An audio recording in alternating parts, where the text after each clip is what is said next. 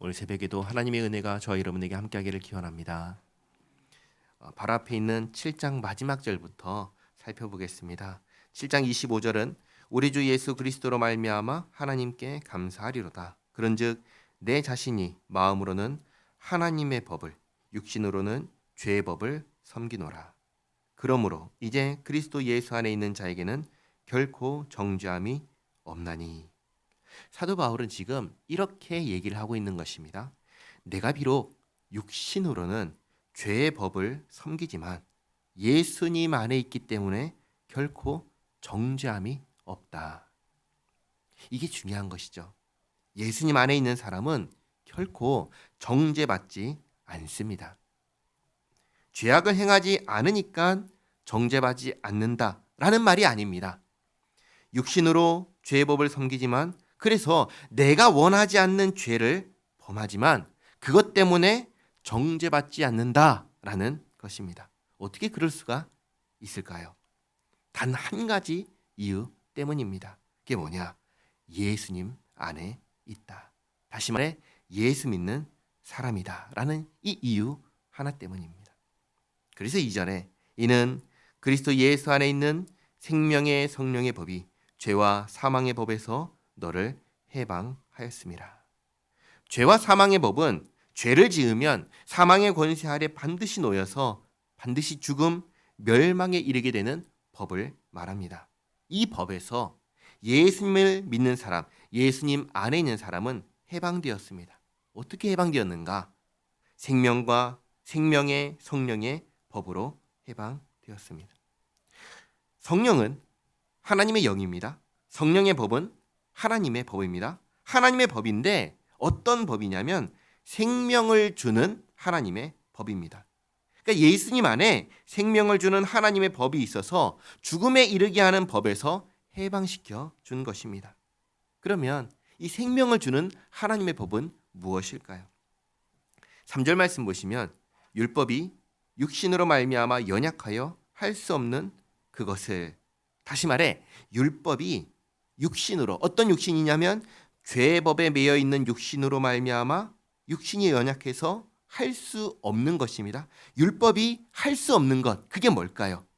율법이 할 수 없는 것, 그게 뭐냐면 생명을 주는 것입니다. 율법이 생명을 주는 것은 할 수 없습니다. 그런데 본래 율법은 생명을 주기 위해서 하나님께서 주신 것입니다. 레위기 18장 5절 말씀을 보시면 이렇게 말씀하십니다. 너희는 내 규례와 법도를 지키라. 사람이 이를 행하면 그로 말미암아 살리라. 나는 여호와이니라. 그러니까 하나님께서 율법을 주신 것은 그 목적이 살게 하려고, 생명을 주려고 주신 것인데, 그런데 육신이 연약해서 율법을 지키나요? 못 지킵니다. 그래서 율법이 본래 주려고 했던 생명을 줄 수 없게 된 것입니다.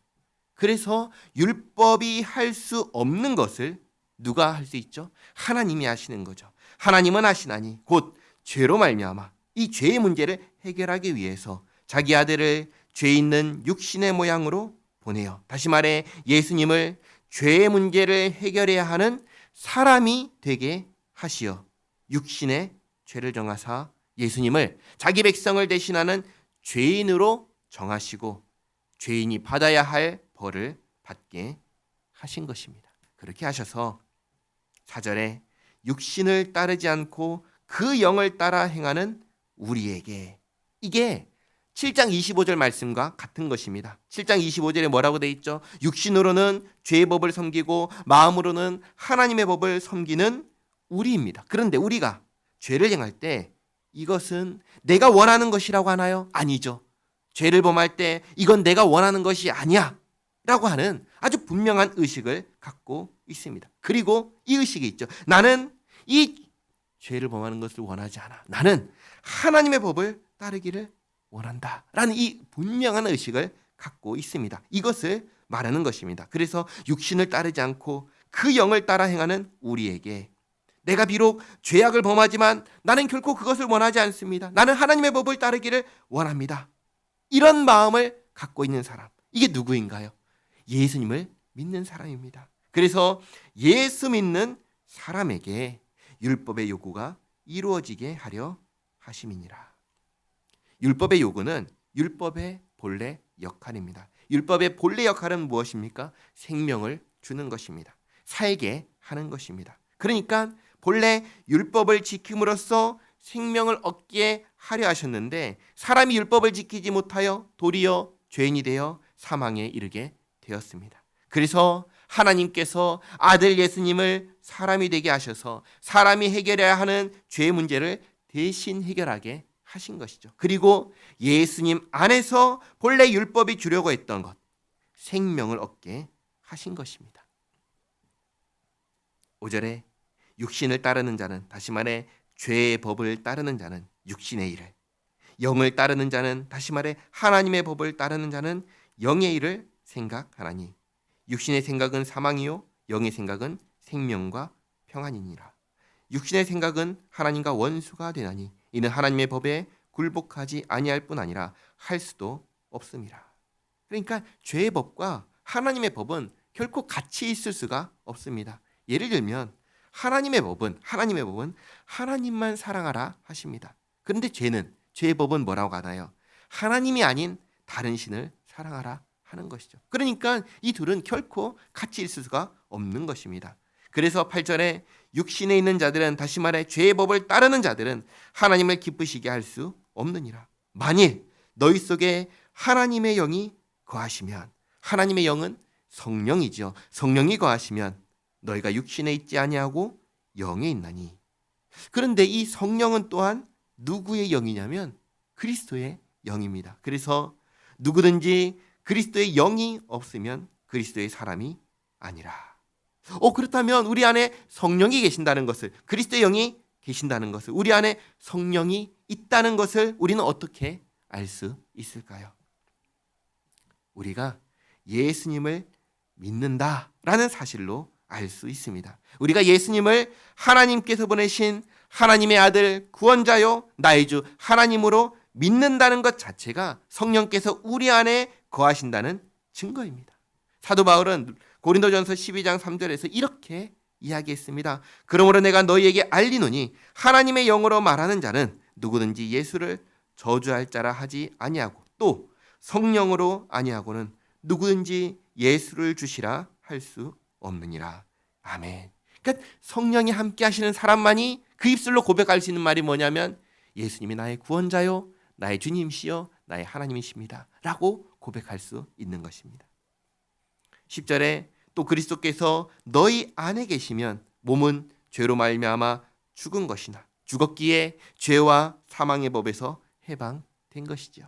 그리고 영은 의로 말미암아 살아있는 것이니라. 우리의 영혼은 예수님께서 이루신 의로 말미암아 살게 되었습니다. 그리고 11절에 예수를 죽은 자 가운데서 살리신 이의 영이 너희 안에 거하시면 그리스도 예수를 죽은 자 가운데서 살리신 이가 너희 안에 거하시는 그의 영으로 말미암아 너희 죽을 몸도 살리시리라. 우리의 영만 사는 것이 아니라 우리의 몸도 살게 하십니다. 그러니까 하나님께서 예수님을 믿는 우리를 영혼과 육체 전부가 다 다시 살게 하시는 것이죠. 그러므로 형제들아 우리가 빚진 자로 돼. 우리가 누구에게 무슨 빚을 졌습니까?